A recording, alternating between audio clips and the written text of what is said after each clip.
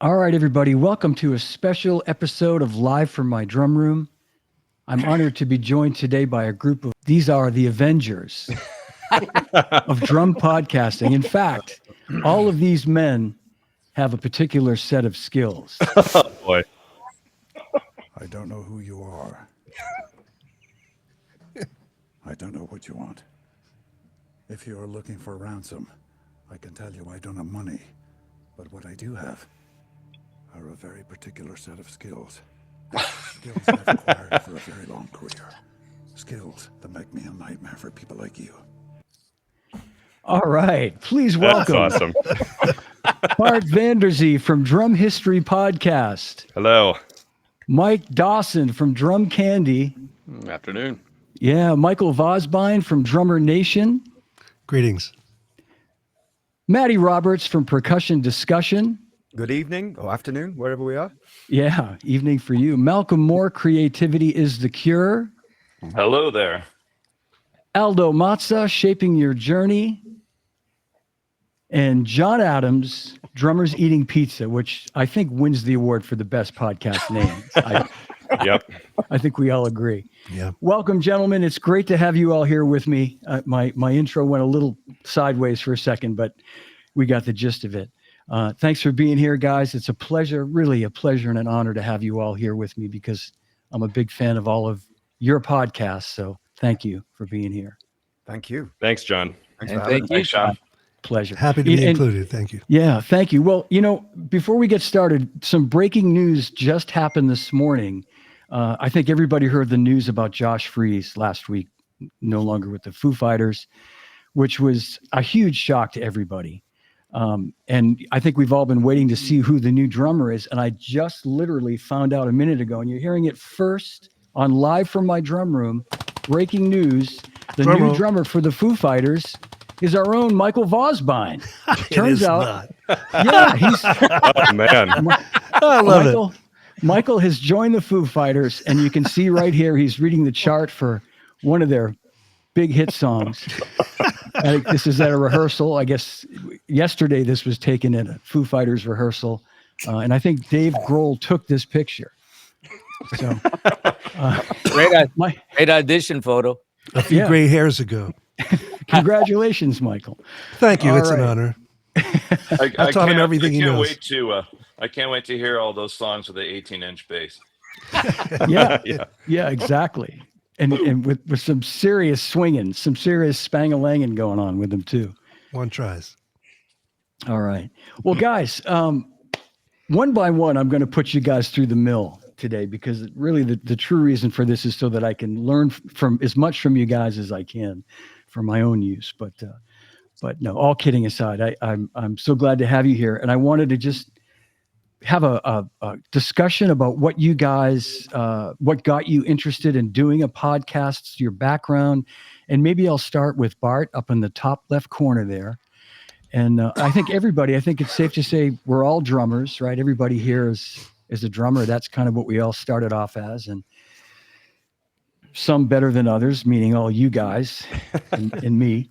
But Bart, let's start with you because you've got such a great podcast. It's like you've been doing it forever, but I also know you have all these other things going on. So Yeah. Well, thank you, John. Honored to be here with you guys, by the way. Fans of everyone, have talked to a lot of you online, spent time with Mike over at some drum shows over the years, which has been great. But so I've been doing drum history since 2018. And a lot of people will probably know who like my show that I have actually not released an episode in a few months because I, since the beginning of the show, have been just powering through babies and constant babies running around. So I'm on my last, I hope right now, which is 15 months. But I was literally 3 minutes before I showed up 3 minutes late here because I had to take said baby to my wife. And I did before, and I forgot to feed him, and I forgot his shoes. So I had to turn around and go back. But so I haven't really. Child Services isn't watching this right now. Yes, exactly. He can barely walk, so he'll be fine without shoes. But no. So anyway, I haven't released an episode in a while, so this is super fun to get back, behind the mic and the camera here. But you can direct me however you want here, but I'll just say lifelong drummer. My grandpa was a drummer. I grew up with him talking about it, giving me old, brushes, and he was, he would draw a lot too, and would draw pictures of drums, and I would color them in. Lifelong obsession. So around 6, I got my first kit. Played forever. Worked as a teacher for at Sam Ash for years. Got into audio recording. Also when I was young, but that turned into I went to school for that. Turned into being an audio engineer, doing a lot of commercial work. Did a lot of session work as a drummer. Drum wise, playing just nothing ever massive, but just bar gig my whole life. Did a fair amount of session work where I hear jingles on the radio that I played on years later, which I wish I got paid for to this day, but instead you make $75 for an hour. But anyway, started drum history when I was working at a studio because I was recording other people's podcasts, and I said, hey, I should start my own. And then I guess people just see if you have, as we all know, people see you have passion for something and can see that and like that. Because I recorded tons of podcasts where people were like, when do I get a check? When do I get famous? And it's like, you need to be passionate about it. Did that, started the show. Within 6 months, it pretty much caught on. Early on, biggest, coolest thing of my life, which is, you're connected as well, John, but meeting Charlie Watts through Don McCauley was just like a holy grail moment that happened because of the podcast. That's great. Did it for 6.5 years. I would say, I work in marketing now at a big lighting manufacturer. It is 100%. I got that job and into that career because of the podcast. Wow. So it completely, because they looked at, Instagram grew to 105,000 or something. And they were like, oh, you can do this. And totally changed my career trajectory. And it has been the best thing I've ever done in my life. I've been taking a break the last few months just because I started to have to book these things at 10 p.m. on weeknights because it's got to be after kids are asleep. And it's just all right, I've 6.5 years, 300 episodes. I've done it. It's been great. Made a little money from YouTube doing it, which is, after 6 years, you got to, pay the bills a little. And sure. Yeah. Taking a little break. We'll very likely be back. But just, again, like I said, happy to be talking to you guys. And that's my story. That's great. Well, I think I speak for everybody and everybody watching that we hope you come back, whenever it's the right time. But I know what it's like to have little kids and yeah, so I crazy. get it. Thank you. And it's great that you're, really, it's great you're putting the time in there. I was on Malcolm's podcast not too long ago, and I lamented the fact that I missed so much of my kids' early years, in my last job, and just like we all do with our career. So you're doing the right thing. That's great. Thank you. My kids won't speak to me now. It's terrible. I'm here too much. I could stand to be gone a little bit. I get too much of dad, but no, I get that, and it's not always like that with 5.5-year-old, 3-year-old, and a 15-month-old boys, and they're insane, and it's a good thing. But it's like, dear God, go to bed. God bless your wife. Yeah. Can I just say, hey Bart, I love your episode on cocktail kits. Oh, thank you. That was great. Thank you. Especially when you said what it's like when you're playing and your left leg hurts because you're bouncing on and off. Yeah. That was great. Thanks. That's a super specific one, and I'm glad to hear people are like, oh, I loved episode 132 about Civil War drummer boys. And I'm like, okay, that's one you don't hear about much. So I appreciate that. Thank you, Malcolm. I'm just glad you're not dead, Bart. I'll be honest. Well, I will say, and this is a note to all of you guys, if you stop doing your podcast and you're an idiot like me and didn't make an announcement, people assume you're dead or you've gone insane. Oh, like people will text me and say, "Are you dead?" Which I would answer that if I were dead. But so people assume I'm dead, which I am not dead. I've not gone insane. I've just been, doing other. It's fun to mess around with other stuff. Like I bought a 3D printer, which is over there. I've been messing around with like coding app stuff just at night for fun, but not dead. I can assure you that. Good. Well, I'd like to just jump over to Mike Dawson, who I want to announce this. Mike told us backstage that this is 10 years of podcasting for him. Wow. And I look at you two guys as like the real veterans here. And congratulations, Mike. And yeah, if you could, and Mike Dawson, as we all know, is a hell of a drummer. I mean, it has a great background between modern drummer and being a drummer. So, Mike, maybe you can fill in some of those blanks for us. Gosh, where do you want to start? Which chapter? How you? I guess let's start with. I first met you when you were working for Modern Drummer. When that was 20 years ago, maybe. I don't know. I started in 05. No, 04. Okay. I started in 04. Okay, so yeah, 20. And then, but you were a drummer before that. So, how did all that come about? As far as like your playing, morphing into working for MD, and then going off to do what you do now? It's just a weird opportunity, preparedness. Everything converges. Taking a left turn when you want to go right. You know, like I was in grad school to be a jazz drummer. I was going to move to New York and struggle like every 24-year-old dreams of doing. But I was assigned to be Rick Van Horn's graduate assistant because he was teaching at the school. And he taught, and Rick Van Horn was a senior editor at MD at the time.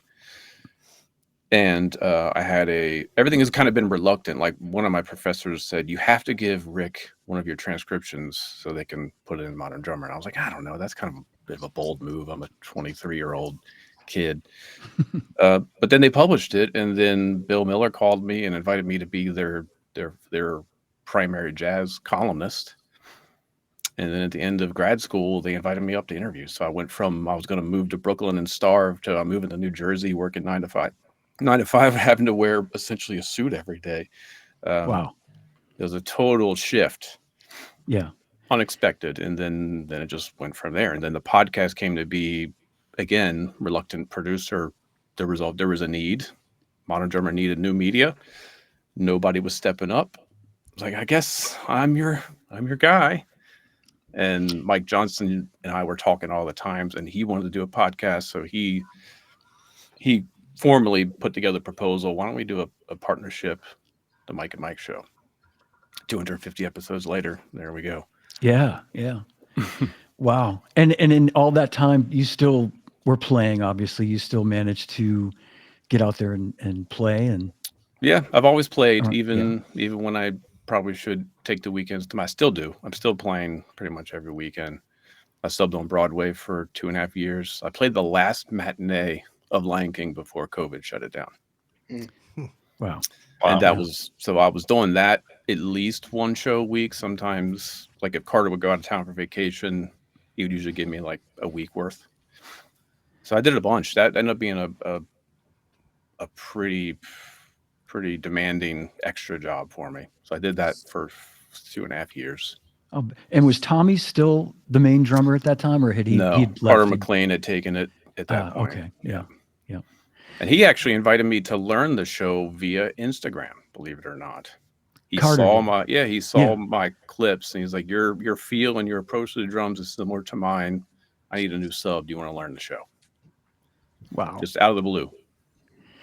And how long? How many weeks did you do that? How long did you sub that? What did that end up being? Well, it would have been 18 to 20, 2018 to 20. I played my first show right before NAMM of 2018. And I saw him at NAMM. He's like, how'd it go? I'd still be like this, you know? Oh, I was, dude. I had tunnel vision the whole time. It was intense. Yeah. That's an incredible book. All right.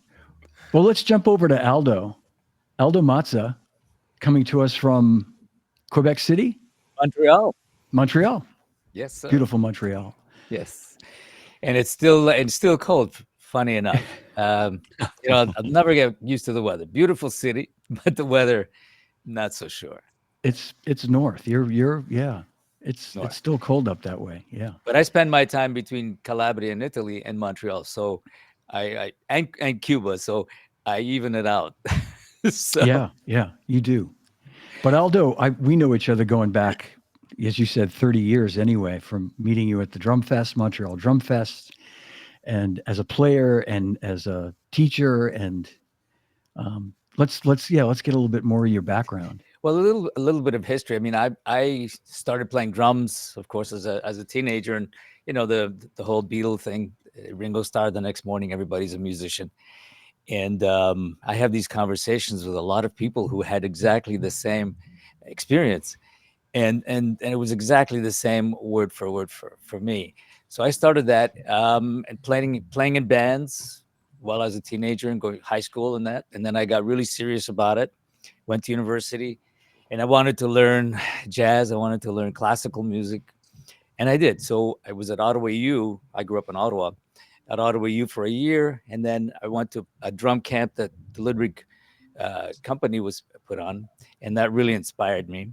And I actually threw me into a stratosphere, because my first teachers, the real teachers I ever had, were Gary Burton showing me how to hold four mallets, Joe Morello, Carmine Appice, Lee Stevens, like all of these people who I only learned about and was listening to, suddenly became the people I was in the same room with. And I thought, that's the way to do it.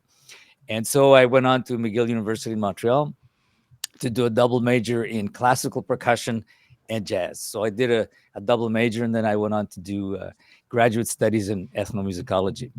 And while at McGill, I met the other members of Repercussion, who are actually still together since then. We don't do 150 concerts a year anymore, but it was incredible, because during that time, I was studying in this environment in Montreal, which was fantastic, but I was studying in New York every month. So I'd fly down to New York, study a little bit at the Collective, and anybody I can find to show me things. And I was just one of those guys who just wanted to know everything and worked like a maniac. And then I started getting into the scene of playing. I was like almost three people at one point. I was doing a regular national TV show, 20 musicians live, and all the shows that used to come in on percussion. And some people didn't know I played percussion. Some people didn't know I played drums, because if I told them, they would never. Of course, they don't believe you that you can do that. So I had like all of these things going on simultaneously, and then when I'd go to New York, I would meet everyone there, and I got a chance to actually to meet Steve Gadd when he was doing all the studios. We would drive around in his little Honda Civic between sessions, and I thought my dream was to move to New York and do studios, and then LA for the climate. And then I got too busy in Montreal, and I was flying back and forth so much at one point that I said, I forget that project. But I got to see people in studios and even study with the guys like Bernard Purdy and so many others, Michael Walden. That it really opened up my whole world. And I said, this is the way you got to do it. You have to open those horizons and totally be open. And one thing I have to share this, that I learned, because I was getting really busy and working, and the attitude that some people develop, the wrong attitude of being, I'm the greatest guy in the room. I learned the total opposite, because I was going to New York and I'm sitting watching all of these icons, and the only thing missing was attitude, and I'm the best. And there was such humility that I just soaked it up. I said, I can't believe that these people are this great and so humble. And that's the way it should be. It's about you take.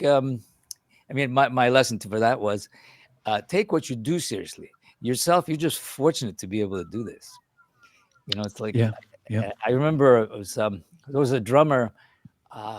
What's his name? He used to invite me to many sessions, and he invited me. The name will come to me in a minute.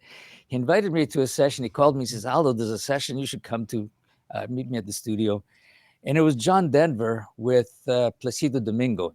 That song, "Perhaps Love." Back in the day when they were crossing classical opera to pop, Pavarotti did with Sting and all that combination. So I'm in the studio in the control room listening to this. The first take, it was like unbelievable. And they did it totally live off the floor. So they come back in to listen to the playback, and Placido Domingo is standing beside me. I'm sitting down just like a fly on the wall and listening, and enjoying this. He looks at me, he says, Aldo, what do you think? I looked up at it. I said, I mean, it blew my mind that he actually asked me. And I said, what do I think? So I took my hair and I said, it's still standing. That's what I think. And then I said to myself, it's amazing to be able to be with these people who are creating such incredible music. And they are so humble. I said, there's so much to learn. So that was a big lesson for me. And then later on, after touring so much with my group and many other artists in different contexts, I started the COSA workshops 30 years ago this year. And, in Vermont, study with all the great artists. And that was the whole idea, a week intensive living and learning with everyone on a very intense and hands-on level. So we did that for a long time. And then we expanded a new one in Cuba, and then in Europe, and then in China for over 10 years. So we did a lot of traveling and a lot of organizing and inspiring. To me, it was like going to school all the time. And of course, teaching and playing, but learning and meeting people like yourselves who were, some of you a part of that, Mr. Bosby, Mr. who was at a cymbal company at the time. And I would deal with everyone, and John, yourself. It was a whole other feeling, like being in Switzerland, where you get a chance to be with all of these people who you look up to and respect and learn from forever. You're a big kid all the time, right? It's the beautiful thing about the industry, really, is that and it still is. But there was a time when there was so much of that happening, when everybody was just hanging together, and it was all about just the drummers, and people there to learn, and it still is. I think those of us who attend PASIC see that every year. It's such a great community right now. In fact, Chicago Drum Show is happening as we speak, and we're all here, but that's a great community of, strong community of drummers. So, yeah. I wanted to just say something about what Bart said about being a fatherhood and putting you on hold for a second, because it inspired me for a second. I said, I remember when I finally met the woman of my life who would spend time with me and be my better half. And I got married, and many fellow musicians from around the world actually came to my wedding, and I was really happily surprised about that. But then one secretly said, I just wanted to make sure that you were getting married.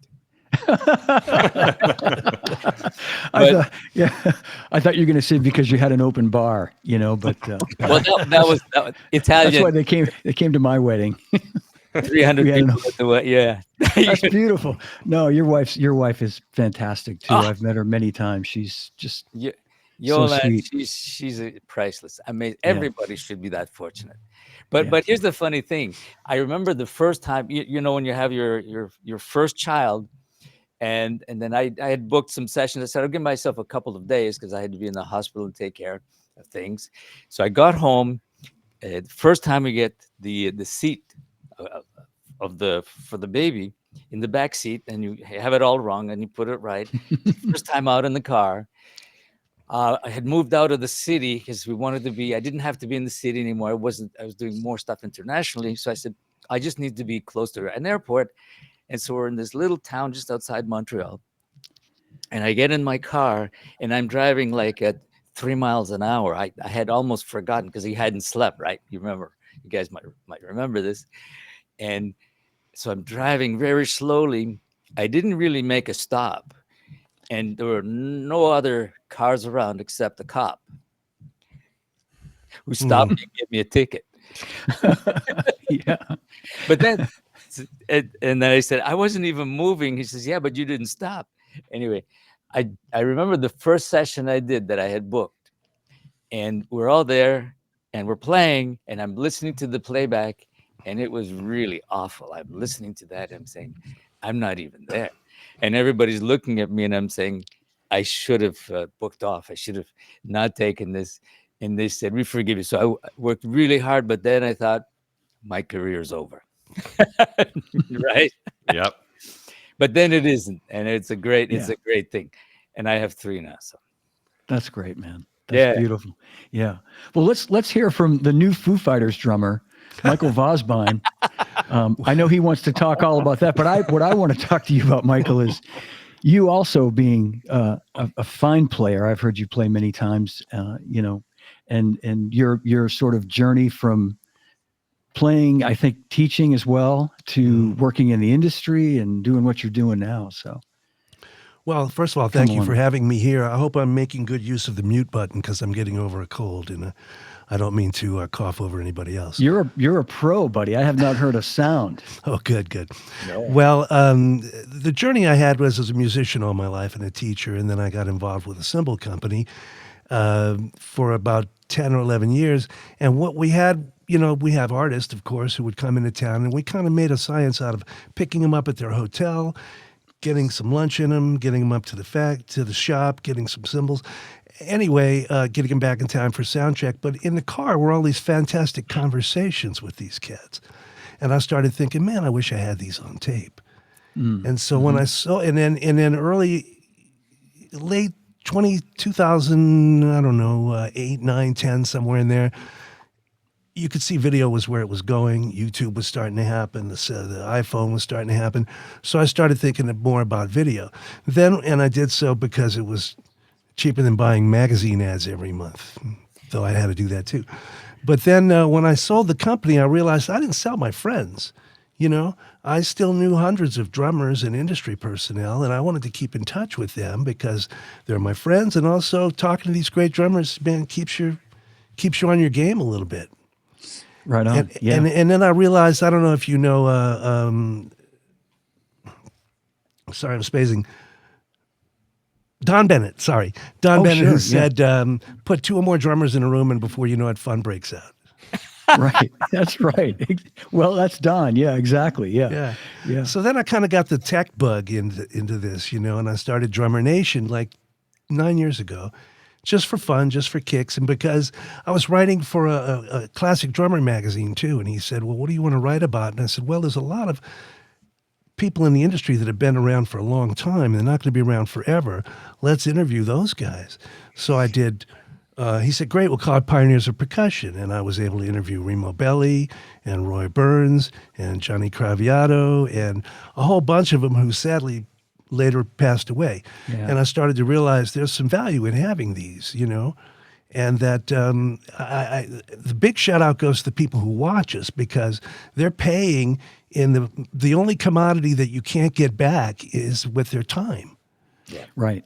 Everybody's watching and listening to these things, and it's a small group, but it's a passionate group of people like all of us who feel these stories are important and these drummers are important. And so, you know, I've been doing that all this time, and I still freelance. I lead a jazz trio once a week, and teach a little bit and, you know, answer the phone when it rings. So I'm happy to be in this august company. Yeah, so I remember meeting, you know, us hanging at the NAMM show, like you say, 2009 or 10 or like, you know, more than 10 or 15 years ago when you were walking around with a camera and you were doing these little 15-minute little interviews at the show. And then when did you get the idea to do the podcast, to do Drummer Nation? And that you've had that sort of brand name for some time, right? You've called it Drummer Nation. Well, no, when I sold the company in 2015, 2016, I started this, and I just thought, well, I'm going to do something more broad than trying to sell ride cymbals to jazz musicians. And it turns out this is all a very unique, tiny niche. You know what I mean? Yeah. I thought these cymbal companies and drum companies were enormous. They're not. They're all pretty small companies. And it's a small group of people, but we're all passionate, and we all take this very seriously in spite of the fact that we have a great time. But I had that notion, Drummer Nation, that's going to be inclusive. That's what I wanted it to be. So that's why I named it that. And nobody had the name. Yeah, that's a great name. Yeah. Yes. Thank you. Yeah. And let's, speaking of great names, Percussion Discussion, my buddy Matty Roberts in North Wales. And I should have remembered that, Matty. I don't know why I thought Birmingham. I thought that's where Ian Palmer came from, I think, right? Used to live. And I thought, I knew you guys are mates, right. and I think I put it together that, anyway, yeah. Well, hey, again, thanks for including me in this. I feel very honoured. So thank you, John, and thanks everyone else. So in this elusive company. Yeah. And great to have you here, Maddie. Wow, it's a pleasure. So I like everyone else, I'm a drummer. It was Live Aid was my the kind of light bulb moment, I think. Both Philadelphia and the London one. I watched them. I remember I was actually on holiday with my parents at the time, and I didn't leave the house. Literally, I watched it from start to finish, and I didn't. It was the first day. I was like, no, I'm going to do this. And so yeah, I've been a self-taught drummer. I don't really gig. I do gig at the moment, but I'm very much a dep drummer or a sub drummer, as you would say over in the States. Last minute things, theatre things, generally all reading gigs. I don't tend to do the rock stuff because I'm not very good at it. As simple as that. But if it's got a chart and it's got a click track, I'm okay. I'm all right with that. And then I got into the podcasting around the same time as you, John. We were looking at a COVID time. There wasn't a lot else going on. But prior to that, where I am is quite rural in North Wales. There's not a lot happening. And I got kind of sick of having to travel to London, to Birmingham, to go and see drum clinics and masterclasses. So I thought, well, I'm going to try and create a scene in North Wales. So I've since 2016 now, I've put on clinics and masterclasses. And obviously when we got to COVID, everything stopped everywhere. Nobody escaped it, obviously. I wanted to keep the social media going. So I had an idea just to interview with a few of the people who I'd had on in masterclasses, Steve White, Ian Palmer being two examples, just to keep the social media going so people didn't forget about it. And then hopefully once COVID had gone, I could carry on. So I was only ever intended on doing 4. It was never supposed to be a podcast. It was just a video on my Facebook page, and I stopped at 4, and people said, what's going on? Why have you stopped? And now I find the next one I think is 163, so it's kind of Wow. All right. Nice. So I definitely didn't do it for the money, and I'm glad because I don't do disappointment very well. That's great. So yeah, and then thankfully the masterclasses returned and clinics returned, so they both go nicely hand in hand now. So Yeah. Can I just make a comment if I can? You mentioned, Maddie, give you a chart and a click track and you're good to go. Those are the 2 scariest things to me you could ever put in front of me. It's a chart, and worst of all, a click track. Wow. So, Okay. God bless you, my friend. I think I'm wired up differently to most people. That's comfort for me, knowing that that's there, and it's just Yeah. No, that's great. That's great. No, I was just gonna say too, and I'm gonna shut up after this because this is all about you guys. But it's funny. I started off the same way, not really ever thinking about recording them to use later. It was just live Facebook shows during COVID. And it would be, I'd call Rick or Murata or Steve Gadd or somebody and say, what are you doing next Saturday at 2? And of course they weren't doing anything. They were dying to do stuff. Everybody was dying to do stuff back then. So they couldn't give some excuse about I'm busy. And then I started thinking, well, this is stuff that people should be able to watch this later, long after we're all gone. And anyway, it's just, I think, I'm getting at what all of us, I think, feel about just having some part in creating or preserving a bit of history for drummers. And hats off to all you guys, man, really. And I wanted to add, John, to that, because one answer I didn't give you, why I started the podcast. During COVID, of course, it was complete shutdown. And here, it was 2 or 3 years before we actually got going in anything. It was really massive. Yeah. At one point with my wife, I would get really antsy, and Yolan would say to me, listen, I have an idea. I'll take you to the airport. I'll go around a few times. There are no planes. I'll take you to the airport with the bag, and you can walk around for a while. You do half an hour, 20 minutes. Call me. I'll pick you up. We would joke just to keep our sanity together. But then, you start inventing what you want to do. So I got into a lot of things. I'm a bit of an inventor. So I have like 5 patents that have come out. And Really? yeah, Wow. finally I got to do it, the legal and all of that. Plus things like all the workshops that we used to do both in Cuba and in Vermont. I said, we can't do that anymore. So I said, let's do it online. So I got, Garibaldi, like all these people. Yeah. I remember that. Yeah. We did a whole week online, a workshop. But I had to go around and make sure everybody knew the technology part of it. Like Chester Thompson had a studio, but he didn't have somebody over to do it. Mike Clark was stuck in his apartment in New York. He Mhm. couldn't. Everybody had those same problems. How do you get out of that? So I was making the rounds for 3 months, preparing it, making sure everybody knew how this worked. And of course, Zoom and all of the platforms weren't there yet. Mhm. But we finally got it together and we did it, and it was successful. And then I did it live from Cuba, hosted from here. So I got Changuito, Piloto, and like all the guys, and Horacio Hernandez was there. So I had 8 guys, 2 days intensive live from Havana, because I said, we're not working, we're not going anywhere, and we should connect, and we should, continue to inspire in some form and learn. And so we did that. And then I said, I have to learn how this works, so that there are people out there, some incredible musicians and artists, and people out this in the support of the business as well, that we should hear from, document them, and see what was their journey about. So that's why the name came up, Shaping Your Journey. The Yeah. decisions that we make, right, that bring us to where we are. Like how did it come out that you played with Paul McCartney? Those kinds of things. But it's all based on your decision, and no decision is wrong. I mean, if you take Right. this decision, it takes you there. You take this decision, it takes you there, and you learn from it, and then you can always change. So who opens doors? Who helps you? Who you help? And that's really important.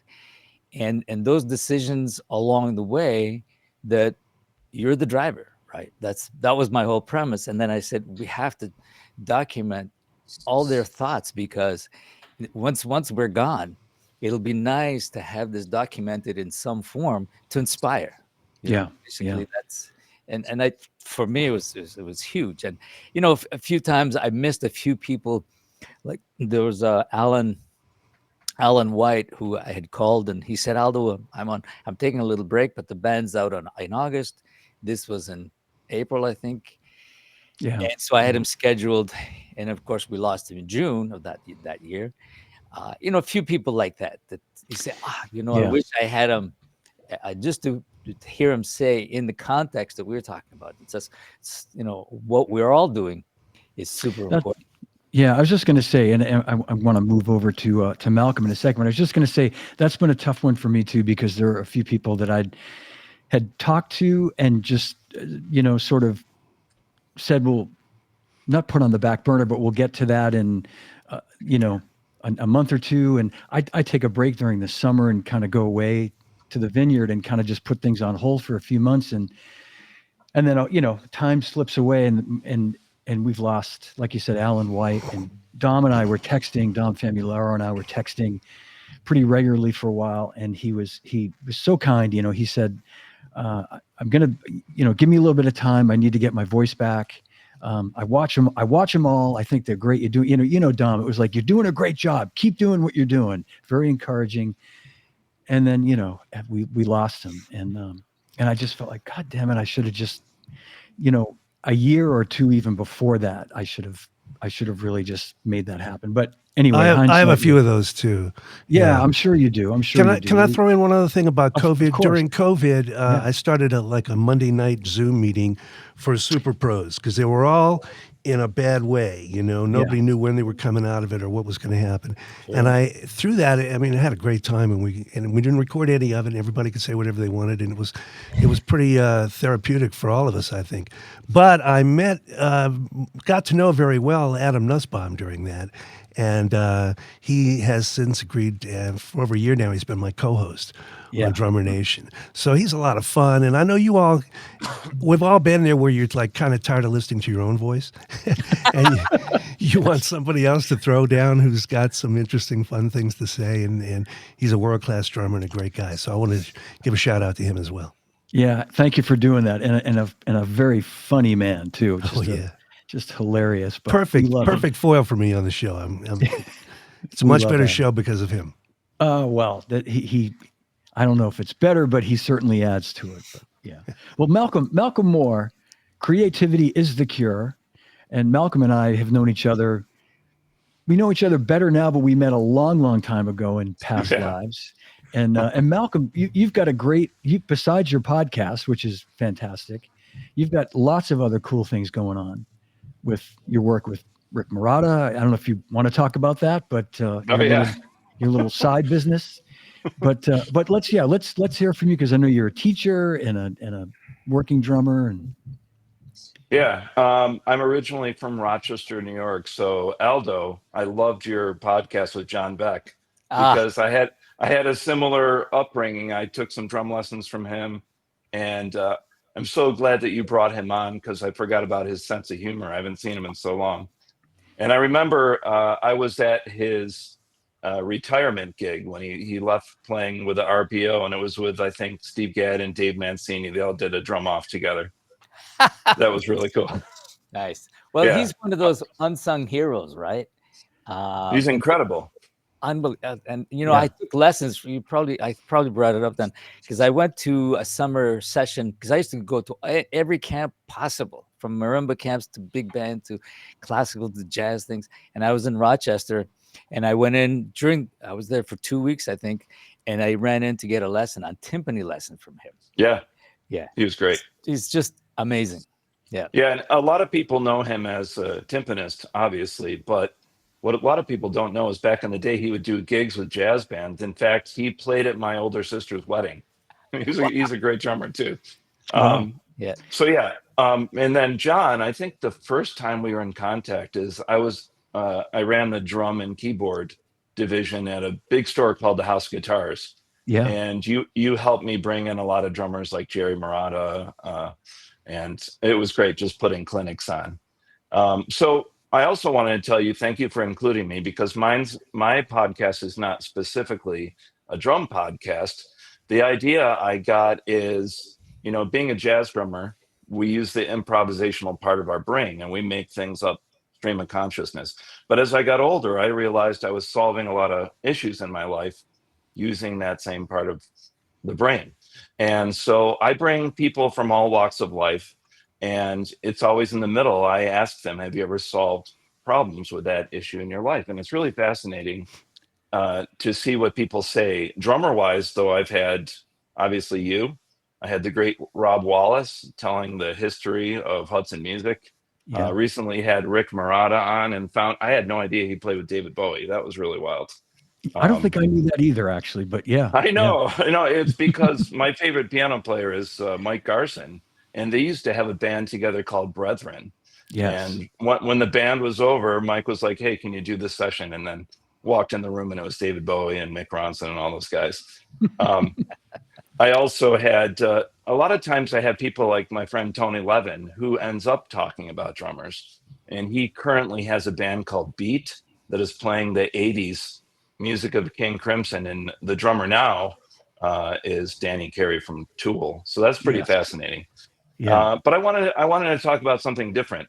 My good friend Martin Ditcham, I don't know if you guys know who he is, but he is the percussionist and co-songwriter with Sade, and he connected me with this cajon company in Israel about 8 years ago, and I started getting obsessed with cajon. And my story is, most of my life I was a behaviorist and a drummer. But when I moved to California about 12 years ago, I got a job as a music teacher, first at an elementary school and now a middle school. And my specialty is working with special needs kids. And what I found is, if you have like a student that has Tourette syndrome and they have these tics that they can't control, what I do is I get them playing drums or cajon using their feet, their hands, and then I make them sing, and they're doing 5 things at once, and then all their tics go away. So that gives them a lot of confidence, which really inspires me. And I learned to play cajon in the Peruvian way, the original, but I kind of play it like a drum set now. And this company Can Do has helped me like build a drum set out of cajons. Pretty wild. That's wild. That's great, Malcolm. Man, Yeah, that must be so I rewarding. love working with. I love right after this. I'm going to go do a whole bunch of lessons, and I love just teaching kids and discovering talent. That's great. That's great. Well, I encourage everybody to check out your podcast. Creativity is the cure. Thank you. It's great. And you're right. It's not just drummers. We let you in anyway.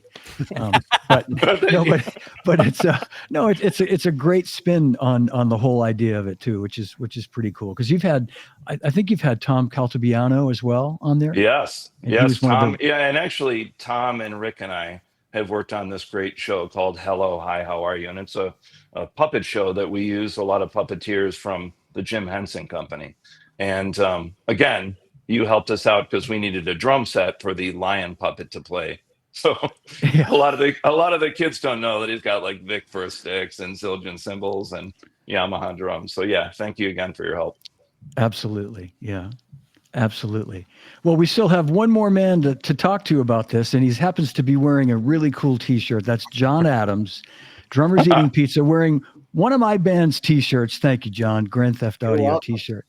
And John, you've got, besides a cool name, a cool concept with your podcast. Let's talk about your playing and your teaching and how you sort of got into all that, and then your podcast concept. Yeah, the journey started like most people, like, your elementary school band, worked my way up. And then in high school, Westfield State College was like right down the street. So I knew a couple of the kids that went there because I took lessons, and a couple of guys had a ska band and needed a drummer. So I played in that. So by like 14 or 15, I was going to New York, Boston, playing like the Ratskeller and Mamekins. Yeah. So my parents were awesome of like, you can play these gigs, but you have to go to school the next day. So there would be, 7 a.m. pulling up, coming back from New York, and, the college kids are smoking weed, and I'm getting out of the car. It was like a Cheech and Chong movie. And I'm like, going into school, and the principal's looking at me. I'm like, I'm here. So everything's cool. And they would just kind of shake their head. And mom and dad took phone calls when I fell asleep. They're like, your son said he was playing at Steven Tyler's club last night. They're like, yeah, is he there today? Yes, he's there. So they're like, that's fine, as long as he's not failing. And he showed up. So after that, I ended up going to University of Hartford to the Hart School of Music, which was Jackie McLean's jazz department. So had a couple good teachers through there, like Tony Leone, who is now the drummer for Little Feat. He was one of my teachers. And then after college, got to the point where I was like, okay, well, what do I want to do? Because I went for jazz studies, and like Mike, I was like, I'm not moving to New York to struggle, because I looked at all these people that went down there, and talking to the jazz guys, they were like, listen, if you don't love this and you're all in and you're willing to eat peanut butter and jelly and tuna and get into that clique, and like, I just was like, I don't love jazz that much to like put that sacrifice out. So I picked up Modern Drummer, and who's on the cover is Sean Pelton. So I'm like, wow, this guy's doing everything. This guy's playing with everybody, touring with everything. He's got an awesome gig. So I stalked him, and he, with House of Diablo, it was like right when the internet was coming out. So my family owns a funeral home, and I was living above it. So I went down, and I'm like, hey, I need an email address, and I need to like figure out how to find this guy. So I emailed Brian Mitchell, the keyboard player, and said, hey, I know this is kind of weird. I'm trying to hook up with Sean Pelton and get some lessons. So like 2 days later, I got an email, came through, started studying with Sean. And then the band that I was playing in, Max Tone, one of the local bars, was looking for a live band karaoke band, because it was starting to get big in New York and I guess Chicago. So he was like, you guys are the only guys that know, probably 1,000 songs. So we started doing that. So that was amazing, because it was like every song was different. You might be doing a Cher song to a Britney Spears song to an Incubus song or whatever. So did that for a long time. We went up and down the East Coast doing mostly colleges and some of the clubs. And then like everybody, life hits and the kids start coming along. And I had a couple friends whose dads were truck drivers. And I was like, you know what? I could probably keep doing the music and keep touring, but I don't want to be like so-and-so's dad who was just never home. Might be home for a couple hours, 48 hours to sleep and then back and gone for the week. So that's when I started focusing more on doing the teaching. And then after now, my kids are teenagers and they just want money and food and want to put me in a hole. So that's it. It's funny because I've seen all of you guys, especially during COVID. It was like I'm at work and I'm like, okay, what can I watch on YouTube or listen to? So I'm just happy to be in the room because I got the first couple emails and I kind of ignored it because I thought I got tagged and I wasn't supposed to be. So I sent John a text a couple days ago saying, hey, the Sean Pelton track talk was amazing. He's like, have you been getting my emails? Are you good? I go, oh, I thought I was not supposed to be in that thread. My bad. I was waiting for you. I'm thinking, what is John Adams waiting for? We're all making a plan and you're... I had like imposter syndrome of like, these guys are great. I'm on like episode 8. Why is he including me in this?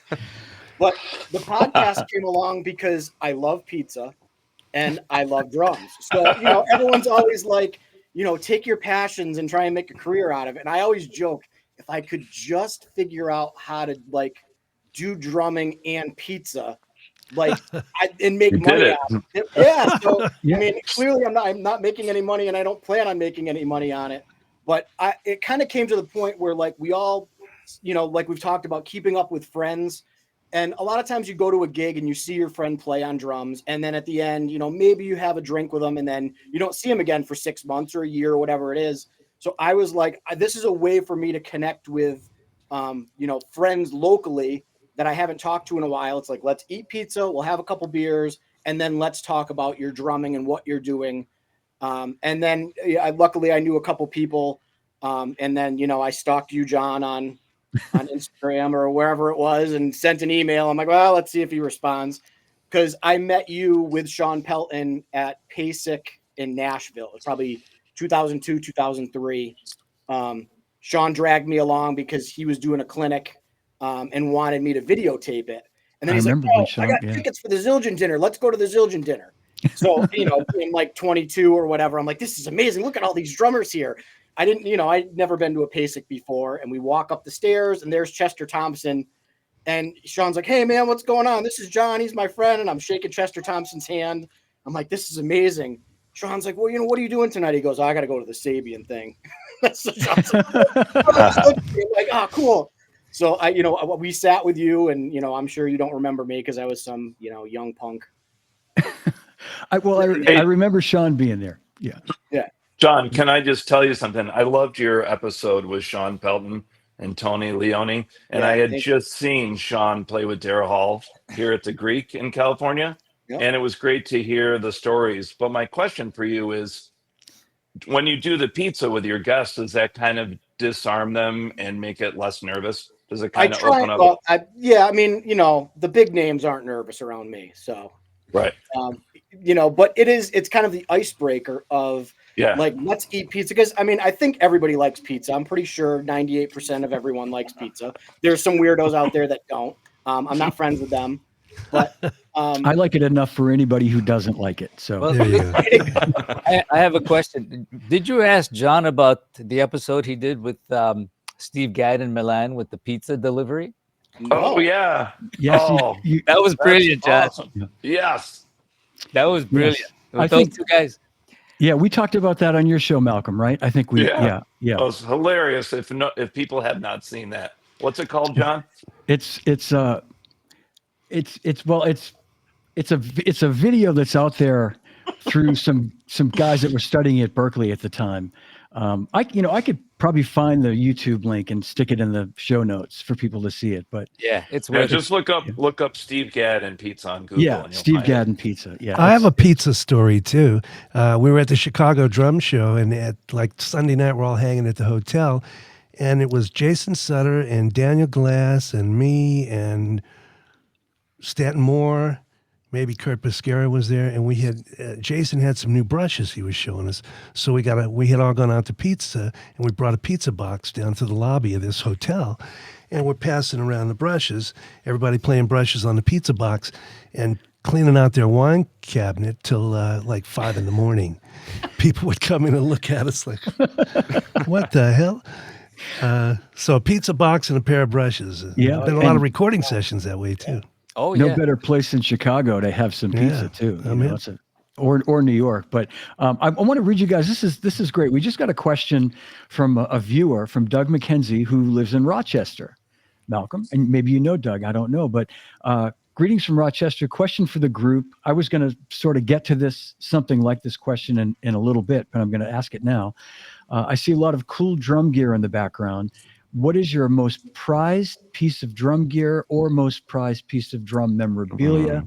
And I was actually going to widen that a little bit and even ask you guys about some of your podcasting gear, like microphones. But let's maybe just take a second, and I'll start with Bart and just work my way around and just give us a quick sort of answer on. Yes, hold that 1 second. Let me grab this. This is kind of an interesting story. So up above me over here, I have a Kelly drums snare over there that Michael Kelly, who used to be at Orange County Drums, made me. But this one is in need of some work. But this is a Brazilian, I think from the 60s, Ludwig copy penguin snare. Wow. I'll hold it closer. You can see the badge there. I absolutely love this. A friend of mine from who I met through the show, Alfonso, he was a big supporter of the show on Patreon, but he sent me a link to the Brazilian Craigslist and said these snares are pretty affordable. This snare ended up being like $150, but shipping was insane. He said, I'm coming to America soon. He flew to America with it on his lap and then shipped it from New York to Cincinnati. And This is just a prized possession. Because it's Brazilian pink cedar, I think. It sounds amazing. It's got a loose, a screw fell out that I have to fix. But just that story of he was such a huge supporter of the show. And then, he may have put it in an overhead compartment for a little bit. But I think he's holding it in his arms, grasping it the whole flight to New York. But that's a prized possession. Yeah, and that's a fan, Bart. That's a true fan right there. Aldo, do you have a story? Oh my! Wow. Well, I have. You can tell this place is 1,000 square feet plus 2 storage rooms inside of gear. So this is like my playroom. I'll just walk over, and I'll just show you a couple of things if you can see this. And I'm gonna. Can you see this far? Can you see light? You're getting smaller, Aldo. And quieter. Smaller and quieter. Yeah. They used to say, "Eat, you will grow." She lied. Well, I've got my what I call my New World Percussion drums percussion kit, which is. I guess I could have said just tell us about it. It doesn't have to. Bart's was right handy to. My tom-toms are doom-dooms from Africa, and I have a mallet on the top that was made for me, and I add everything there, from frame drums to you name it, and I have some of my own inventions there, and that's called when you can't make up your mind. Right? Yeah, I know how that goes. And you have to practice everything, so I do everything at once. Yeah. Mike Dawson, I'll bet you've got some cool stuff. Unplanned, but actually, if you can see it, this is a 68 Ludwig kit. Yeah. That my FedEx delivery man insisted that I take. He was retiring to Florida, and he'd been delivering drums to the Modern Drummer office for 15 years or whatever. Wow. He's like, I need to go, it was like February. I need to go in May. Make an offer. You can come take them. And they were all original, including cymbals, stands, hardware, heads, everything. He was just so happy that they were going to someone who was going to appreciate them. So that's great. They're just set up here. Ironically, I didn't plan it that way. I just got them out 2 days ago to mess with, and they sound incredible. I'll bet. And is it a 5-piece or is it a 4-piece? It's the, what do they call it, downbeat. 12, downbeat. 14, 20 with, it came with Superphonic and some Okay. Diligence. Yeah. So, I mean, that's one of many. That's probably the one with the most kind of like crazy story, but there's many others. That kit rules. Yeah, I'll bet. Maddie, what about you? Okay, it's within grabbing distance. Yeah, My room is probably about 10 square feet, so I don't have to go far to get anything. Here it is. Oh, this is Rogers. Look at that. This is, I know there's a lot of these around and about, but Bart in particular will know this gentleman, and I'm sure you will as well, John. A gentleman in the UK called Clem Catini. Of course. Yeah, Oh my gosh. I think he's the most recorded drummer, and he's played on the most UK number ones from Joe. He's done everything. But I interviewed Clem on my podcast, and I got on really well with him. And a friend, Nigel Constable, who wrote the Heyman book, he's a really good friend with Clem. And he said, "Oh, Clem got on great with you. Would you like to buy the pedal that he used on all of those hits?" Wow. Well, let me think about this. Yes, I would. And it comes with a lovely signed letter of authenticity. And there's a drum book, which his name I can't think at the moment, but there's a picture of Clem's kit with this in it. So that's kind of played on Kinks albums. It's done everything. Yeah. So that's quite a cool little. I collect vintage bass drum pedals. There's a few behind me, but that one is a little bit special. So that's my. Wow. My treasured item. I people, it's kind of unfair to Clem to say this to, people in the States call him the British Hal Blaine, for lack of a better, but I mean, and probably in the UK they call Hal the American Clem Catini, you know what I mean? But he's equally as prolific as Hal Blaine was in the US. Yeah. And Hal played one of those pedals too, I believe. I think he used the same Rogers pedal. I don't think he used a Speed King, but anyway. John, did you have a favorite piece of gear you want to mention? Yep. So luckily, in being in Western Mass, I'm like 10 minutes from the Noble and Cooley factory in Granville. Oh yeah, look at that. So when I would go fishing with my father, he would always be like, "Oh, when you're older, maybe you'll get a Noble and Cooley kit." And then when I became of age and got a job and realized how much they cost, I realized I'm never going to own a Noble and Cooley kit. Until I got a mortgage and I was like, I got a little money extra. I'm going to buy a Noble and Cooley kit. So this is a Noble and Cooley. It's a fractal burned. So all of that is burned into the drum. It's a solid shell maple. And they take like electrodes and hook it up, and whatever way the water goes or whatever the solution is, it follows that and it burns it into the drum. So I asked if it was like a stencil that they used on drums. They said, no, every drum is individual because it's kind of whatever pattern the water goes. So they had said that there's somebody out by Boston that was doing it. And he does it with guitars. And I think they said he wasn't going to do it. So they're trying to find somebody else that knows how to do that kind of fractal burning. So it'll be interesting if they find somebody that can do it, or if those are going to kind of just be couple years and then they can't find anybody that can replicate what it was. So becomes very collectible. My prized drum at this point. Yeah. Malcolm, what about you? I've got two special things. First of all, this is by the Cajon company I work with. It's called a Kit Talk. It is a 10-sided. It sounds like a cajon, but it's got snares in it, and you wear it. And I originally used it when we were doing puppet videos. When you're on TV, you have to film from the waist up, and I couldn't sit on a cajon. So you actually strap this around your waist, and it's good to lead drum circles with. It's really cool. Nice. Cool.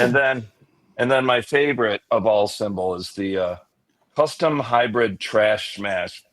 The coolest, most versatile cymbal I have. It's great, like with brushes or to bash the hell out of it. Yeah. All right. Michael, how about you? Well, I had a cymbal company, so I ended up with about 50 cymbals that I had something personally to do with. So that feels really good. Other than that, I have a 120th anniversary round badge Gretsch behind me that I wanted that round badge thing, but I didn't want to pay a fortune for an old one and find out it's the wrong tom or something was broken. And I also have a Danette titanium and a Craviato and a Black Beauty that John Aldridge engraved.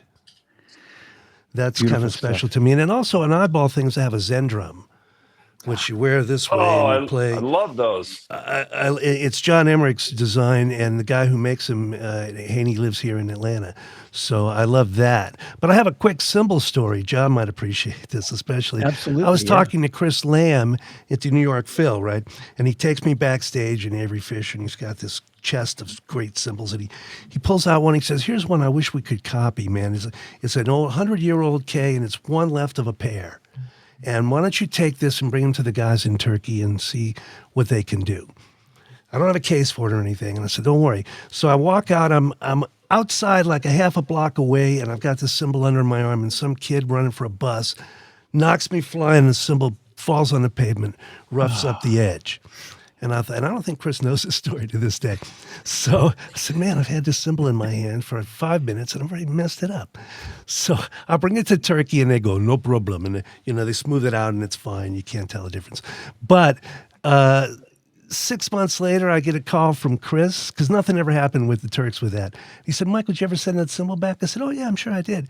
Well, he's looking all over, Symphony Hall there, and I'm looking all over everywhere, and we can't find it. It's missing. It's gone. And I felt just so terrible about it. And then one day, like 6 months later, I get a shipment from Turkey, and in the bottom of the box with no note, no message, is that cymbal.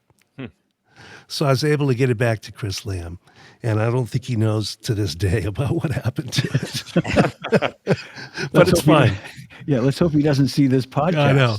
No, Chris, I don't know, man. I don't know.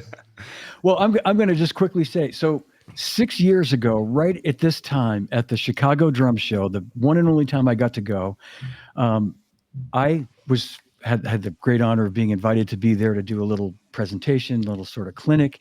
And while I was there, I was having dinner with our friend Steve Maxwell, and I mentioned I was looking to get a hold of one of those Gretsch gold-plated snare drums. I said something to the effect, it's always been a bucket list dream to get one of those. And Steve said, I think I know someone selling one. I'm going to look into it for you tomorrow. Later that day, I had to leave that next day. Steve texts me and said, "Okay, I got one for you."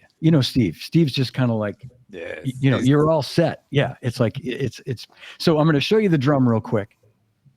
It's a round badge, 1969 or 1970 gold-plated Gretsch. Oh, It's the real deal. It has the gold key. I think the key is in this one, or maybe it's not. Oh yeah. Wow. Has the gold key. And this was just a dream come true, but it doesn't end there. Recently, our friend Don Bennett, who we were just talking about a minute ago, contacted me because I had said, I'd love to get a stop sign badge version of that drum if I could ever find one. They're as rare as can be. Well, Don found one for me, and I got that Nice. just a couple of months ago. And I've actually been using the stop sign badge version. I'm kind of a freak like that. My favorite, believe it or not, my favorite era of Gretsch is the stop sign badge, 1969 through the 70s into the early 80s. Yeah. So that particular drum is out with the rest of my drums. I used it on my gig a couple of weeks ago or last week.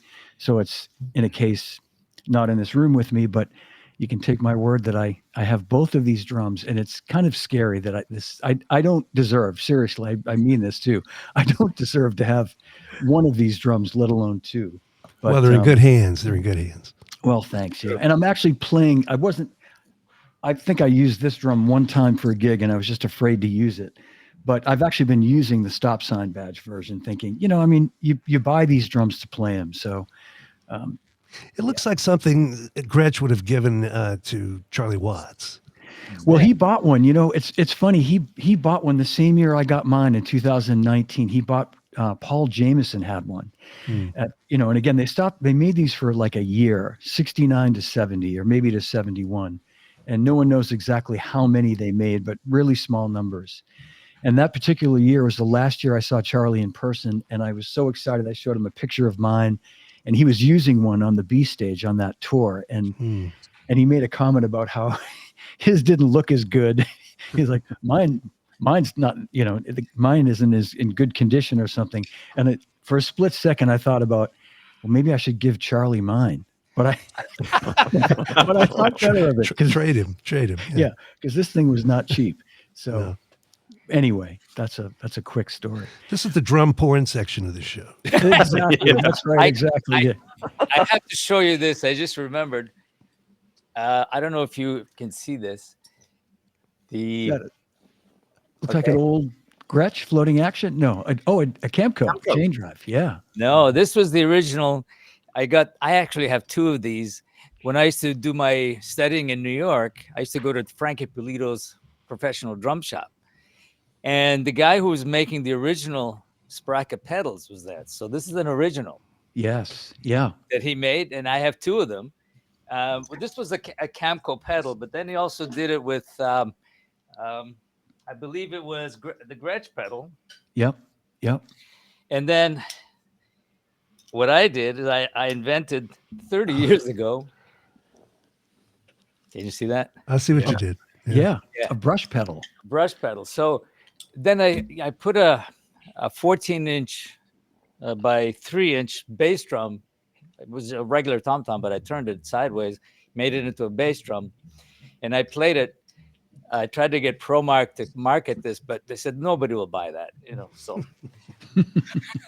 Well, I use it all the time. There are a lot of great ideas, but I think Michael and I can speak to the sort of commercial viability of some things that But I was always getting approached, I'm sure you were too, about somebody had a cool idea and you go, that's terrific, man. It's a what Peter Erskine would call a kitchen table business. Yeah. Yes. But Make them for your friends, sell a few, and be happy you did that. But you're not going to set the world afire with it. No, but at least it's something that you hear that you can do for yourself. I still use this on my setup, and I have the Yamaha EAD10 that I put there, and it sounds like a huge kit. That I actually did a tour with Omar Sosa just a few months ago, and they said, take away your real bass drum. We want that. Yeah. Okay. Well, guys, I want to keep things moving because I know, we do have a little bit of a time constraint for some of you guys. And I want to play a clip that each one of you are kind enough to provide. And I'm going to start with our friend Bart, the busy man there. And Bart, I'll just ask you maybe to set this up as I get it ready. Yes. And I will say my son walked up, looked at me, turned around, turned the lights off when he left the room. So it got a little bit darker. It's like, thanks a lot for doing that, Harry. Yes. So this is a clip. I was looking through. This is a clip with Paul Francis, who, John, I'm sure you know very well. When he was with Zildjian, he came on the show very early on. It's the history of Zildjian. Very quickly, I'll say that before I ever started the podcast, I was going to do it all myself and research every company. And I was working for a month on the history of Zildjian. And then it occurred to me, wait, it's a lot easier if I ask other people to tell the story who know it way better than me. So fast forward, it's got to be in the first 10 episodes. Paul came on, absolute gentleman. The voice, it's the most relaxing conversation because his voice is very smooth and soothing. But this particular story, this particular clip is a really interesting story that's kind of got, a little bit of action to it. And I felt great because I did a bunch of research to try and find out information doing my own first Zildjian episode, which never came to be. But because I did that, reading books, which I literally never did after that, everyone else was just like, I was like, hey, tell me about the story. Tell me about the company. I knew a couple things of hey, is this true? Because I had done some research. Then getting into this clip, I actually made this. I chopped it out about 2 years ago, made a YouTube video out of it. And it was right when DALL-E, the AI image generation came out. So I used that to kind of create some AI imagery for it, which looks way better now. This one, one guy's eye looks like it's hanging out of his head and they're kind of oil painting looking. Again, fast forward 2 years. Now the AI stuff is better, but it was a bit of an experiment and I thought it'd be fitting for this. A good 1 minute clip for this situation. Yeah, this is great. Thank you for setting that up. And here it comes. From History Podcast. So I think I read somewhere that Aram was a member of an Armenian nationalist group and had a plot to kill Sultan Abdul Hamid II with a homemade bomb. And I read that the story... 100% true. Avitus III's father, Hiroshин, he was like attorney general in Turkey. So he didn't want to get involved in symbol making any way, shape, or form. Because it's not like what we see today as a real, self-sustaining business. So Aram and his partners in crime, they had gone to Bucharest and found a carriage maker. And they had the carriage maker make an identical version of the Sultan's carriage. And then Aram and his friends, they bribed the Janissary guards, like the Sultan's Secret Service, to have them switch the carriages outside of the mosque. So they had this like Gilganite bomb with a fuse, and the Sultan went in to pray, and the bomb went off before he came back in. So the plan was he was going to get in the carriage and they were going to assassinate him. So how did they find out it was Aram and his friends? Well, the carriage maker that they hired to build this replica put a tag on it made by so-and-so carriage makers in Bucharest, Romania. So word got out that the Janissary guards that weren't part of the plot found this tag from the carriage, and they started to go looking for the guys. And the great thing is, it's not like today where everybody's being tracked with their phones and their cars. Aram had time to get out of Dodge. He went to Bucharest and he set up shop there and I say this kind of in a facetious, funny way, for about 45 minutes, because he made very few symbols there. But if you find one that says A period Zildjian in CIE Bucharest, they're extremely rare. And look at that. I get my name tagged in there too, which is pretty cool. John, you've been a great supporter of the show. I will say most episodes don't have any music. That was made as a YouTube clip, and that music is way too hot in the mix now that I'm hearing it. So I regret that very much. But no, that was great. That was fantastic. Thank you. That was great. Thank you. And I'm going to move to Mike Dawson. Mike also provided a great clip. And this is why I watch and listen to your podcast and I go, God, these guys are so good at what they do. They're like a million light years ahead of anywhere I'll ever be doing this. But so I appreciate you guys are always like a learning experience when I get to watch your shows. Here comes Mike's Drum Candy podcast.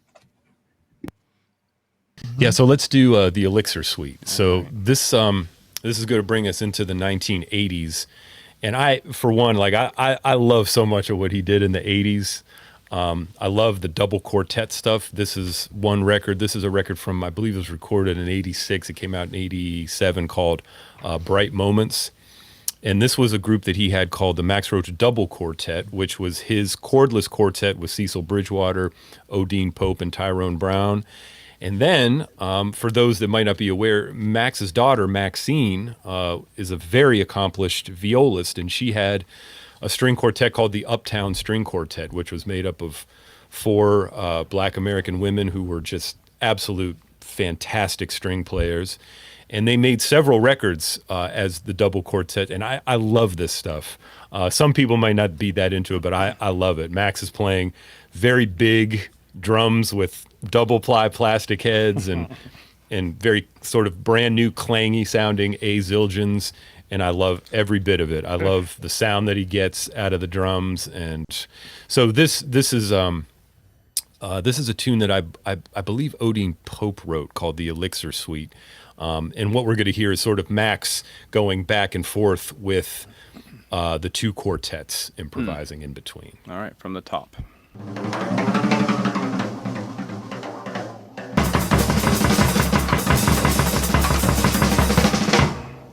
So wild. Isn't that great? It's pretty amazing, yeah. So much of what they did was just really great. And I got to mention, you don't hear it quite on this particular cut, but there's a lot of tunes that they would play where the string quartet had to play, right in time and in groove. And if you played with string players, their idea of time is a lot different usually. And man, these ladies they're just so on it. They sound so great. And there's ain't no Pro Tools, ain't no auto tune. That's them. That's them executing that. Abstract drummer. Yeah. Oh, well, yeah, of course. Yeah. Matt. Yeah. The way that he's improvising and then the way that he's coloring around everything is just. What I love about that is like, it's still his stuff, but it's like, it's almost like how Picasso got more Yes. kind of childlike Yes. the older he got. Absolutely. You know, it's like his stuff just got like, what is that now? The eyes are in the wrong spot. or No, something. exactly. That's how I think of it. Exactly the same. Yeah, that's a great way to think of it. Yeah, I would invite anybody to check out that stuff because it's really interesting music. All right. Mike, I apologize. I didn't give you the opportunity to set that up, but please feel free to Yeah, give us sure. a little background on that. So obviously I cut all the music out so we wouldn't get claimed. But that concept, when I moved to Pittsburgh, I got really tired of doing online interviews, and I never really wanted to have an interview show anyway. It was just COVID, and that was the only way I could put a podcast together was to do interviews. I always wanted to be just a drummer hang. And Thomas Went and David Throckmorton I knew from college coming to Pittsburgh and hanging out. And Tom had been an advisor of mine at Modern Drummer for like jazz. He knows everything about jazz history. He teaches jazz history at Duquesne and drum set. He's a credible drummer. And David Throckmorton is one of the greatest drummers on the planet here in town. He toured with Maynard Ferguson, and he's done a bunch of great stuff. So I knew when I came here, these two guys were going to hang. And we just started like listening to records. So that whole concept, that's a new concept for my show where we're getting together and we just share our favorite clips of different drummers stuff. That was a Max Roach episode. I just like the idea of getting in a room with people again and doing this stuff. Yeah. You have great conversations. Yeah. And I get it. I get what you're saying too, because when I listen to your show, I won't say it's at a higher level because it's, but I learned a lot of stuff whenever I check in and hear you talk about stuff like that. It's cool. It's good to hear. Definitely higher level than what I'm doing. I guess is what I'm trying to say. I make playlists of all these because we do these. We're all learning new music. I make playlists. I've got like a Steve Jordan playlist. It's like, because that's the next episode that's coming out. Like all this music that I never. So just our whole goal is just get people listening to music. If they can, we're not worried about the monetization because we know we're going to get claimed every time we do one. Yeah, I know. I found a way to sort of get around that a lot of times, but it's always safer, like you say, to just, if you can get through it without playing it and having to deal with that, it's always, easier, less headaches. But I'm going to play something from our pal, Michael Vosbine. He's always open to giving like new drummers that we've never heard about an opportunity on his podcast. And this is, I think, really cool because this guy. Not a lot, I mean, especially musically, I'm just starting to sort of look at music with a fresh lens again. Partially because I've been inactive for a while, and I've been inactive because I had a problem about a year and a half ago, and it's been my bane for the past 18 months, shall we say? So basically a failed neck surgery, so it's sort of really impacted my career a lot. So I've been semi-retired for many reasons. One, I mean it kind of started when I think COVID really put a bit of a damper on a lot of stuff, and then after that, I started having these problems, and I went to have this surgery, and it just it was incomplete, and so I've been sort of suffering the consequences ever since. Kind of wondering, not sure what the next step is, but after the surgery, I couldn't play for 6 months, and that was really did a number on my psyche, Now I can record again. But I'm not at gig level where I could confidently go out and say, yeah, I'll go play, for 2 hours, because it could happen where all of a sudden, my hand goes numb and I can't say, excuse me, can we stop for 5 minutes, take 5 in the middle of a set? You can't do that. But on a session, I can just say, sorry, even if we have to stop a take, I could do that. And, all is not lost, So, Right. so I'm glad, I'm just sort of taking what I can get right now, but that's, basically it, in a nutshell. Man, it's probably up to 1 million views. I would think by now, close to it. Yeah. Well, sadly, not the best way I would like to get views, but I just asked Vinny. I like what Mike Dawson said about it being a hang. I always prepare guests by saying it's going to be like not really an interview like the bar at PASIC. So I asked Vinny one question. This was right at the top of the show. I said, "What's on your mind?" And that's what he laid on us. And you could see the look on our faces. We're just stunned. And I asked him later, "Is that okay that I air that? Because it's been made public?" He said, "No, but go ahead." Yeah. So it's a rare instance where something like what we do is actually news. Right. Exactly. And the other thing I would say about it, first of all, prayers and everything go out to Vinny because he's one of the greatest who ever lived. And he's in a weird state right now, let's say, but he seems to be positive. But the other thing I wanted to say is every now and then I get to interview some world-class drummers. I mean, I know a lot of them and it's easier, but when I had to do Billy Cobham, I'm like, oh my God, it's Billy Cobham. It's so easy to be intimidated. And then the same thing with Vinny, I'd never met him. And what you find out is that they're very gracious, they're very humble, they're very open and accommodating and just wonderful people. So I was honored that Vinny would make this announcement on the show, but at the same time, hurts my heart. Our best wishes go out to Vinny Colaiuta. I know I speak for all of us. Yeah, likewise. And I'll just add to that is huge because it was a sort of little quiet little secret that a few people knew about, and Vinny's, understandably is very private about his health, and as anybody would be. And I think it was huge, that he felt comfortable to announce that on your show. And I'm honored. Really. We write each other all the time now. He's like a good friend all of a sudden. That's great. That's great guy. Well, I think that news is almost as big as this news that I announced at the beginning of the show, which is you being the new drummer for the Foo Fighters. So I'd still put this at the very top, but then I'd put the Vinny news right below it, real close second. But yeah, right. Anyway. Good callback there, John. But I think John, just to add to that, and Michael, is really important for all of us to realize that nothing is forever. And the moments that we are here, whatever stages we're at, are so meaningful, and we have to make them as powerful as we can, as meaningful as we can, and as memorable as we can, because you never know in 5 minutes. And we're so fortunate to be able to do this, right? I mean, with you guys, being here with you guys and learning from you guys, and any of those people that we've been listening to all our lives, either as colleagues or as friends. I mean, Vinny, we've been listening to him forever. Gad, I mean, all of these people, all of us at some point will be gone. I hate the word gone, but our moment is there, and we should take advantage of it. This is the time. Yeah, exactly. Well, I know our friend Malcolm, your time is getting a little tight here, Malcolm. So I'm gonna move you up the line a little bit here, and I'm gonna play. Thank you. My pleasure. And Malcolm, do you want to set this up, or should we watch it?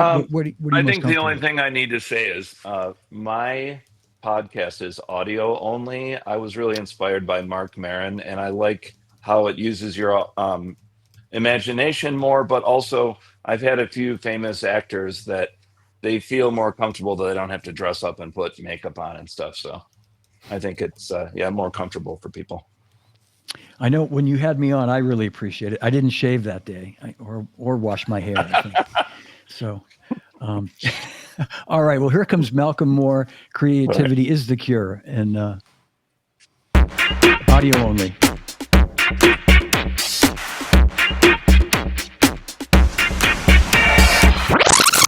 All right, we are back with Creativity is the Cure. Today I have my special guest, Tony Levin. How you doing, Tony? I'm very good, Malcolm. Good to see you, and thanks for having me on. Let me ask you, King Crimson 80s version has always been my favorite band. So can you tell people that are listening that might not know what that is, how is this band that plays that music different than the original? Interesting question. So King Crimson made 3 albums in the 80s with the same lineup. So we did 3 with Adrian Belew, Robert Fripp, the founder of King Crimson, on guitar, Bill Bruford playing wonderful, amazing drum parts, and somehow they got me in to play mostly Chapman Stick, but some bass also. So how are you approaching this with the new band, and who are the 2 other guys? Yeah, we got Danny Carey to play drums, amazing drummer from Tool, and Steve Vai, most people know him, a fantastic guitar player, but he's not just learning the music, he's taken on the parts of Robert Fripp, which are really hard. Anyway, I took this gap year and I got a job at Wurlitzer, like a full-line music store that had been around, I think, since the late 1800s in Oh my Boston. gosh. It was the place, certainly in the 70s, EU Wurlitzer. I met Steve Gadd for the first time. Oh man. So Steve was doing a photo shoot for Zildjian, literally next door to Wurlitzer at the studio. I really am enjoying the two recent Steve Gadd books, Gadd: A Life in Time, which to me is almost like a biography with also some notation, and then Gaddaments, which is a rudimentary book that you helped Steve put together. That was totally an outgrowth of COVID. Steve was home, and one day Carol called up, Steve's wife, and said, "Rob, you got to help me out here. He's driving me crazy.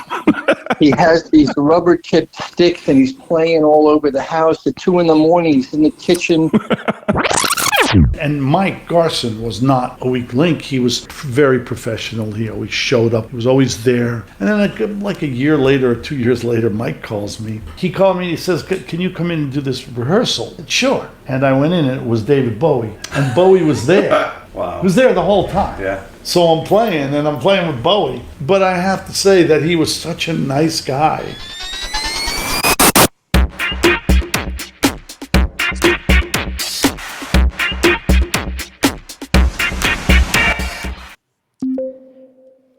Oh, that's great. That's great. Thanks, Sean. I appreciate it. Yeah, my pleasure. My pleasure. Yeah, I'm going to keep moving on down the line here. I want to make sure I get I just to... want to say thank you. Oh. I got to run out the door. Nice to meet you guys. And by the way, I'm going to listen to your podcast on the way to Hollywood. Oh, thank you, Malcolm. Thank you. I'll Thanks say for being here. I'll say my goodbyes as well. Thank you, gentlemen. Okay, Michael. Thank you Thanks, both guys. for being Thanks, here. John. Malcolm Moore, Michael Vosbine, thank you both. And yeah, keep up the great work, guys. Thank you. Yep. Love you guys. Love you guys. Yeah. Bye. Love you too, Michael. Thank you. Yeah, All right. All right. And then there were five of Like you. the Hunger Games. Yeah, exactly. Yeah. Well, now that those guys are gone, I'll tell you, you guys are really my favorites. Just you guys. Those other guys they're okay, but you guys are my favorites. All right. I'm gonna play John Adams. I love saying John Adams, being a kid who grew up in Boston. It's just John. I have John Adams on my podcast. It's pretty cool. This is great. It's with well, John, do you want to set it up before I jump into it? It was I got lucky enough. It was my birthday, and Tony Leone and Sean both had the night off. So Sean graciously let us go into his studio, and I told him I want New York pizza. So he ordered 3 different places. We had 3 different kinds of pizzas from New York. And then this clip is about both of them and their relationship and playing with Levon Helm. I never got a chance to, see him play live. And that was like a big question. Tony played with Amy Helm and Ola Bell, and he used to play at the Rambles all the time. And then Sean was up there with Brian Mitchell, who's in the Weight Band. So they got a chance to, spend some quality time with Levon. So this is about my questions with what was it like being around Levon. This is great. Yeah, this is so great. And of course, we're talking about Sean Pelton, the great Sean Pelton. So here we go. This is Levon Helm, man. Wow. Where are we? There we go, John. All right, here we go. Jackets, man, we had to wear these uniforms. We had these powder blue blazers and skinny ties. We had to wear a white shirt, So I'm getting my shit together and putting my jacket on, and I was so I was happy to be working, but I was like, oh man, this uniform stuff is kind of corny, whatever, And so I must have been kind of giving off that vibe to Levon, because he was like, "Don't worry, son, just get out there tonight, punch that union card." Yeah. Like, all right, cool, So, and the next day when I got to the studio, the cats were in there already, and Levon came by twice, I think, that week. Played on 2 tunes, I think. But the cats were waiting for me, Glenn and Byron. They said, "Hey man, you got to check this out," and they hit play, and all of a sudden I heard his voice counting off the tune. Oh, 1, 2, oh, 1, 2, 3, and he just launched into the slinkiest, nastiest groove, man. And we had all this. One thing that was cool about that session was Steve hooked up this guy named Artie Smith, who is a big equipment guy here and backline guy here in New York, and he had all this really cool drum gear, like this big 28-inch Radio King kick drum and big old Ludwig toms and big old Radio King snare drum, and man, the groove he got and the sound out of that bass drum wide open, it was just like so funky. But that was the first thing I heard in the playback that day, having missed it the night before. And then later in the week, we cut a tune called Soul of a Man that Amy was singing lead on, and I tracked tambourine while he was tracking drums, so I remember kind of, him being to my left and just totally vibing off each other, during that whole tune. And he was just always such an encouraging guy, he was so inclusive. That's what I just loved about him, man. Yeah. Like it was never any kind of like. Didn't matter who you were. Yeah, or all this. I'm in the hip crowd, and you're not, or none of this. It was the opposite of that. Yeah. It's like open arms and smile and the joy of making music. Totally. And not like, there's some serious shit, or I got to be dark to make it seem serious, or I mean, it was like it's just like it's so natural and just completely natural, and like it was a gift to be around. I mean, in the fact that we're so close to him and stuff, and definitely. But to have been up there and played with him and side by side, and it was a real gift, man. Yeah. Those years that. All that. I think it was a real kind of thing it's special while it's happening, but then when it's gone, you really realize, like, we won't see the likes of that guy again. No, but the open arms inclusivity thing. Oh yeah. And it was really inspiration to be around. If you're there, you're a part of what's going on, and we're happy you're here. And he'd go out of his way to tell you, Yeah, because you don't always get that in New York, or right, for sure, right. Yeah. Right. That's for sure. Oh man, that warms my heart. Levon Helm. I'll just say I had the great honor and pleasure to meet him one time. He was playing. I guess it was his band that he had with his daughter was opening for the Black Crowes. Yeah. In Boston. This would have been around 2008 or 10 or something. And I'd spoken with his manager that day, and she asked me to please not. I was excited to meet him. We'd spoken on the phone many times. I'd signed him up to Zildjian in the 90s.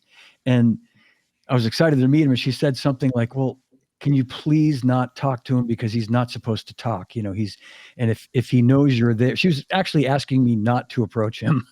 And I'm thinking, oh no, and basically, he's going to want to talk to you, and he's not supposed to do that. So I see him, and I'm watching from side stage with Steve Gorman, and I tell him the whole story, and he goes, "Oh, no way, man.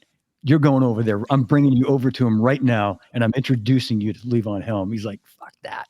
So we go over, and Levon was like literally like walking from the bandstand, getting ready to go, like get on the bus and go, and we stopped, and we had this moment.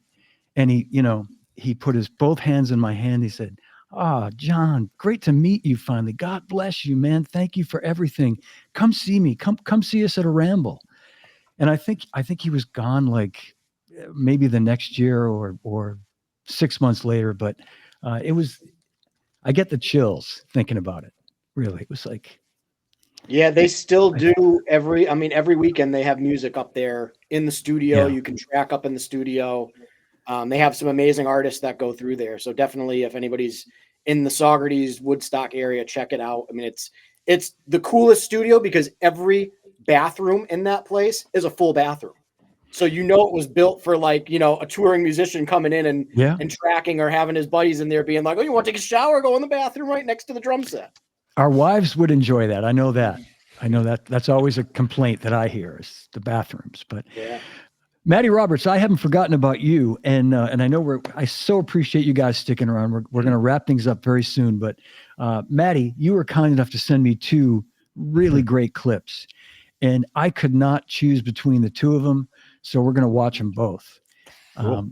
And if you want to set them up, or we can watch them, and they almost need no setup because they're so self-explanatory. But should we watch them and then we can? Yeah, let's do that. Let's watch them and then have you give a little commentary, if you would. Cool. Thank you. Cool. So this is from Maddie's podcast, Percussion Discussion.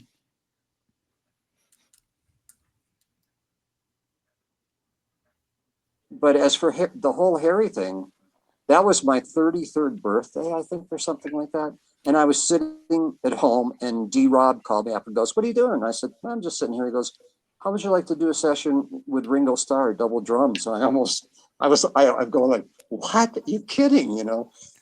So we went in and at first we had our drums facing each other in the studio, like maybe 15 feet apart. Yeah. And Ringo's, I did a lot of work there. So I went out and got a drum sound, maybe took 20 minutes. Yeah. Ringo went out and started hitting his drums, and all of the heads on that kit at that point were black and all caved in. Okay. So he starts hitting the drums, and one time's like sympathetically ringing the next. And we're all in the control room, and the engineer's going, I don't know if I can get these drums to. So nobody wanted to say anything. So we got the second engineer to hit the talk back, and he says to Ringo, he says, "Ringo, we're thinking maybe getting some new heads for those drums. What kind of heads do you like?" And Ringo said this. He goes, "These are the fucking drums I used on Sgt. Pepper. If they're good enough for Sgt. Pepper, they're good enough for this." And everybody just went, okay. And they made him sound good. Oh, beautiful. I'll never forget that. That was hilarious. All right. And then there's this one.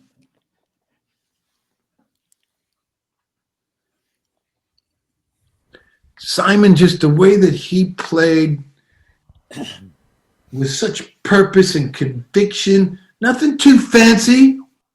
And I don't mean, that's like, he played for the song, man. And he made it feel good.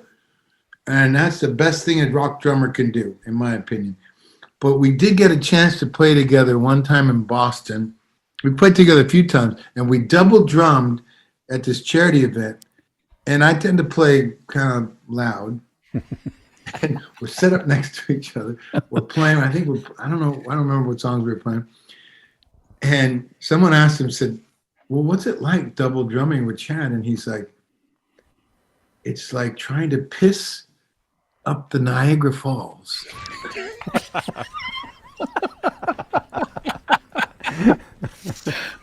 Something like that. Oh God, I love Chad, man. Well, gentlemen, thank you so much. This has been so much fun. I hope you guys enjoyed it. It's been such a treat. Thank you. That's great. And thank you, John, for putting this together, for the concept, for the idea. And it's really nice to do and share from our different worlds. Anything that we have, then we're on our own journeys, right? Thank you. Exactly. Yeah. Thank you, guys. Nice to be in such great company. Yeah. Well, you guys made this so easy and so fun. So I'm going to once again thank Bart Vanderzee, Drum History Podcast. Thank you, John. Thank you. Aldo Mazza, Shaping Your Journey. Thank you. The very handsome Mike Dawson, Drum Candy. Maddie Roberts, Percussion Discussion. John Adams, Drummers Eating Pizza. And we saw Michael Vosbine from Drummer Nation, and Malcolm Moore from Creativity is the Cure. So thank you guys all so much for being here today. Thank you all for watching at home. And guys, hang on for 1 second. We'll end the stream. We'll say goodbye. Thanks, everybody. We'll see you again real soon. Big hand for my esteemed guests and colleagues. Thanks, John. You're the man. Thank you. Oh, you are, Bart. Thank you. All right. That's my show. If you enjoyed it, give it a like, leave me a comment, and please subscribe to my YouTube channel. You can also download the podcast on all podcast platforms. And I'm excited to tell you that Live from My Drum Room has been ranked #1 best drum podcast for the second straight year. So thank you all for your support. I really appreciate it. And I want to invite you to check out livefrommydrumroom.com, my website, for upcoming shows and also for information on ordering Live from My Drum Room merchandise, t-shirts and hoodies. 100% of the proceeds go toward a scholarship I've created with the Percussive Arts Society. There's also information on ordering merchandise in the show notes. And you can email or text me at livefrommydrumroom@gmail.com. So remember, no drummers are harmed on any show. And drummers, when in doubt, leave it out. Thanks for watching. Thanks for listening. And I'll see you again real soon.